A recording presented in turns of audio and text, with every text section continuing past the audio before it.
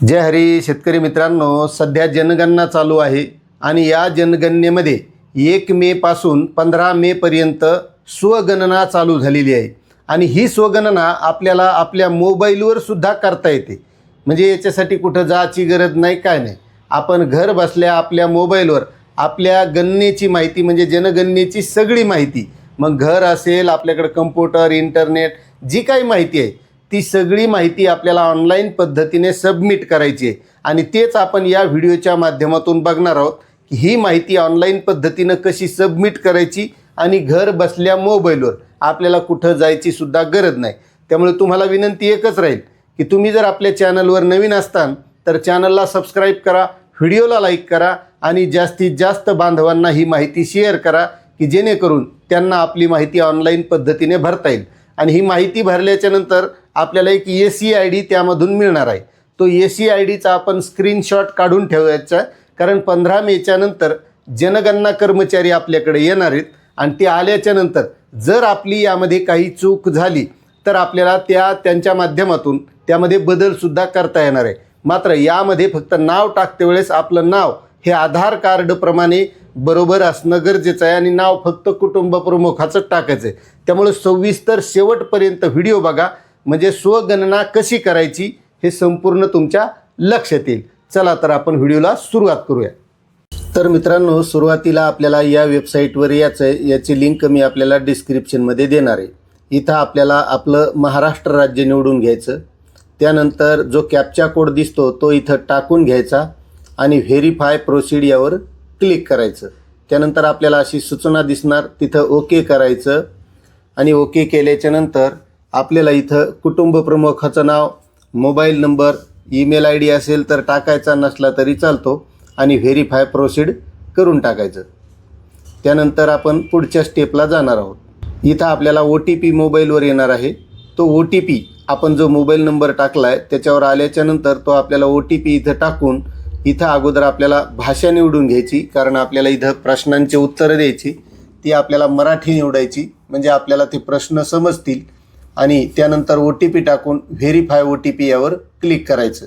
त्यानंतर इथं आल्याच्या नंतर आपला जो काही जिल्हा आहे तो आपला जिल्हा निवडून घ्यायचा, ज्यांचा जिल्हा असेल त्याप्रमाणे आपण निवडून घ्यायचा। त्यानंतर इथं पिनकोड टाकायचा, पिनकोड जो तुमचा लोकलचा असेल तो पिनकोड टाकायचा। त्यानंतर इथं आपलं गाव, शहर जे असेल त्या गावाचं नाव टाकायचं, तिथं ऑटोमॅटिक सर्चमध्ये येईल ते सिलेक्ट करायचं आणि शोधा यावर क्लिक करायचं। आणि शोधावर क्लिक केल्याच्यानंतर आपलं जिथं घर आहे त्या घरावर तो ड्रॅग अँड ड्रॉप बाण करून ठेवायचा, म्हणजे आणि त्यानंतर पुष्टी करायची, म्हणजे आपलं स्थान बरोबर आहे। आता हे बरोबर केल्याच्यानंतर जतन करा आणि पुढे जा यावर क्लिक करायचं। त्यानंतर पुढं आल्यावर आपल्याला तिथं आपलं लोकेशन बरोबर आहे का ते विचारते, असेल तर होय करायचं, नाहीतर पुन्हा एकदा निवडून घ्यायचं आणि केल्याच्यानंतर आपल्याला इथं आता जनगणनाचा तपशील चालू करायचा आहे।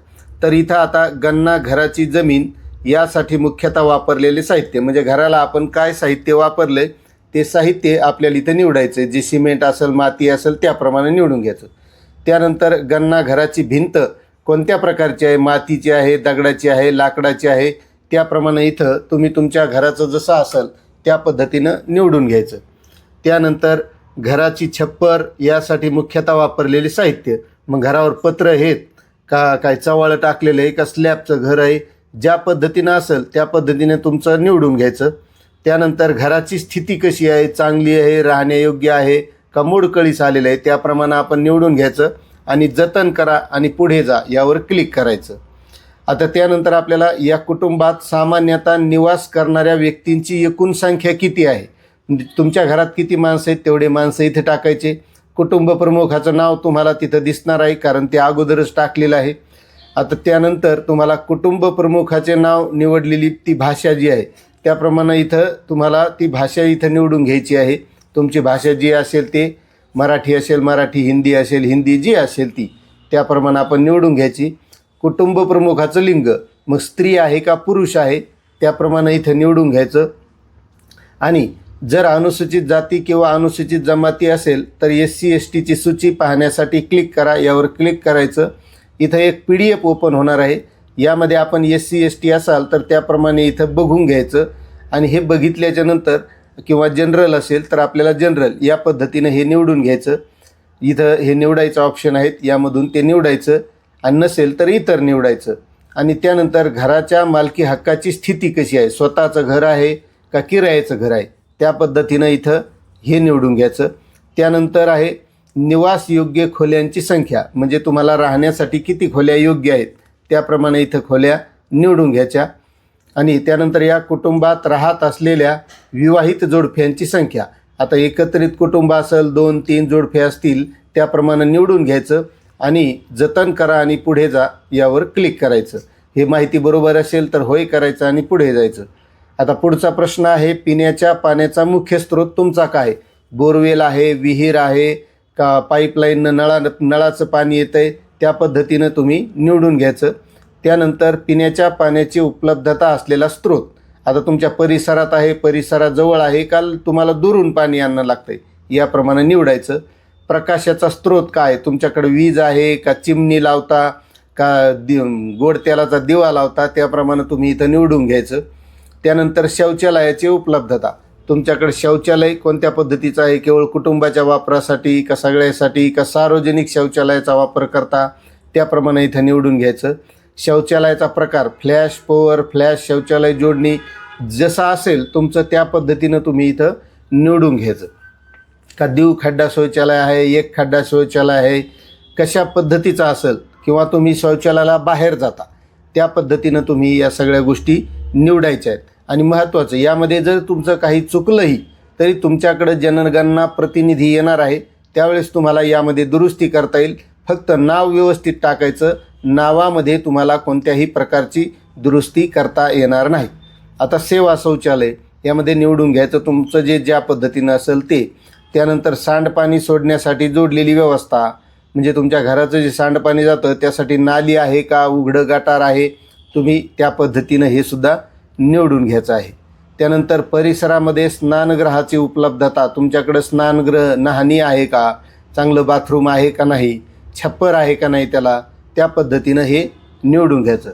आता महत्त्वाचा प्रश्न आहे स्वयंपाकघराची उपलब्धता आणि LPG PNGची जोडणी तुमच्याकडं आहे का, तर त्या पद्धतीने तुम्ही कनेक्शन घेतलेलं आहे, कोणतं घेतलेलं आहे PNG LPG किंवा LPG नाही, त्या पद्धतीनं ते तुम्ही निवडून घ्यायचं. घरामध्ये स्वयंपाक केला जातो परंतु स्वयंपाक घरात नाही, आता स्वयंपाकघर आहे पण काही बरेच जण बाहेर स्वयंपाक करत असतात, चुलीवर करत असतात, ते जसं तुम्ही करत असताल त्या पद्धतीनं यामधल्या सर्व गोष्टी निवडून घ्यायच्या आहेत. म्हणजे ही जनगणना आहे, तुमच्याकडं काय सुविधा आहेत काय नाहीत याची सर्व माहिती यामध्ये असणार आहे. स्वयंपाकासाठी वापरण्यात येणारे मुख्य इंधन कोणतं आहे, आता तुमच्याकडे चूल आहे का तुम्ही काड्या कचरा आणून करता का रॉकेल आहे, स्टोव आहे, LPG आहे का गॅसची शेगडी आहे का सौर ऊर्जेवर करता, या पद्धतीने यातला ऑप्शन निवडून घ्यायचं. आणि त्यानंतर तुम्हाला जतन करा आणि पुढे जा यावर क्लिक करायचं. माहिती बरोबर असेल तर होय करायचं, नसेल तर पुन्हा एकदा चेक करून घ्यायचं. आता इथं आल्याच्यानंतर कुटुंबाने धारण केलेली मालमत्ता, आता त्यामध्ये तुमच्याकडे रेडिओ ट्रान्झिस्टर आहे का, मोबाईल आहे का, यामध्ये तुमच्याकडे जे असेल ते आपण निवडून घ्यायचं. त्यानंतर तुमच्याकडे TV आहे का, TV असेल तर होय करायचं. मग त्यासाठी केबल कनेक्शन आहे काय आहे, DTH आहे तो हे निवडून घ्यायचं. त्यानंतर तुमच्याकडे इंटरनेट उपलब्धता आहे का, तर आता जवळपास सगळ्यांकडे मोबाईल आहे म्हणजे मोबाईल निवडायचं. त्यानंतर तुमच्याकडे लॅपटॉप संगणक आहे का ते निवडून घ्यायचं. त्यानंतर तुमच्याकडे दूरध्वनी मोबाईल आहे का, तर होय मोबाईल निवडून घ्यायचा असेल तर. तुमच्याकडे सायकल मोटरसायकल काय असेल त्याप्रमाणे हे निवडून घ्यायचं. त्यानंतर कार जीप असेल ते सुद्धा निवडायचं, नसेल तर नाही. कुटुंबात सेवन केले जाणारे मुख्य धान्य कोणते आहे, तुमच्याकडे तांदूळ, गहू, ज्वारी, बाजरी, आता सगळ्याच्या घरात चपात्या खाणं जातात म्हणून गहू निवडून घ्यायचं. त्याच्यानंतर तुमचा मोबाईल नंबर दिसेल आणि जतन करा आणि पुढे जा यावर क्लिक करायचं. होय असेल तर बरोबर असेल तर होय करायचं. आणि त्यानंतर इथं आपल्याला आता पूर्वावलोकन म्हणजे आपली सगळी माहिती बरोबर आहे का हे सगळं सविस्तर बघून घ्यायचं, चुकीचं व्हायला नको. त्यानंतर पुष्टी करा आणि सादर करा यावर क्लिक करायचं. म्हणजे तुमची संपूर्ण माहिती आता या अर्जामध्ये सबमिट होणार आहे. आणि ही सबमिट झाल्याच्या नंतर तुम्हाला एक ID मिळणार आहे. त्या IDचा स्क्रीनशॉट काढून घेणं गरजेचं आहे, कारण तुमच्याकडे जनगणना प्रतिनिधी आल्याच्या नंतर तुम्हाला हा ID त्यांना दाखवणं बंधनकारक असणार आहे. म्हणजे तुम्हाला जर काही बदल करायचा असेल तर तर तो SCID अशाप्रमाणे दिसतो. तुम्हाला ही माहिती कशी वाटली नक्कीच कमेंट करा. तुम्ही चॅनलवर नवीन असाल तर चॅनलला सबस्क्राईब करा आणि जास्तीत जास्त बांधवांना ही माहिती शेअर करा. धन्यवाद.